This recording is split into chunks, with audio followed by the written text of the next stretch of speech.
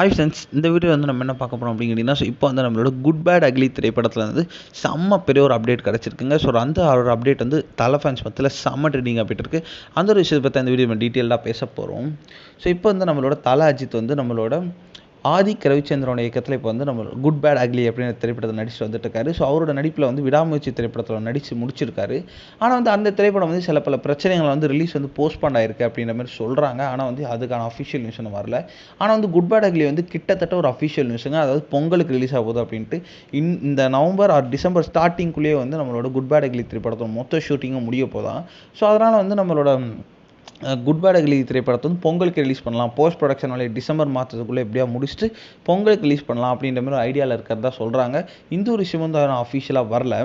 இப்போ வந்து நம்ம தலை அஜித்தோட குட் பேட் அக்லி திரைப்படம் செம்ம அப்டேட் வந்திருக்குங்க. அதாவது நாளையோட வந்து நம்ம தலை அஜித்தோட காட்சிகள் குட் பேட் அக்லியிலேருந்து முடியுது அப்படின்ட்டு அஃபிஷியலான நியூஸ் வந்திருக்கு. ஸோ அவர் வந்து நாளையோட வந்து குட் பேட் அக்லி திரைப்படத்தை வந்து விடுவிச்சிருவார். ஸோ அதுக்கப்புறமா வந்து அவர் கொஞ்சம் ரெஸ்ட் எடுத்துகிட்டு வருகிற நவம்பர் 27 வந்து அவங்க டீம் கூட வந்து ரேசிங் டீம் கூட வந்து அவர் வந்து ப்ராக்டிஸ் ஸ்டார்ட் பண்ண போகிறாராம். ஸோ இந்த ஒரு விஷயம் வந்து அஃபிஷியலாக வந்து வீனஸ் மோட்டார் சைக்கிள் டூர் நிறுவனம் தான் அஃபிஷியலாக சொல்லியிருக்காங்க. இந்த ஒரு விஷயம் வந்து தலை ஃபேன்ஸ் மத்தியில் செம்ம ட்ரெண்டிங்காக போயிட்டு இருக்கு.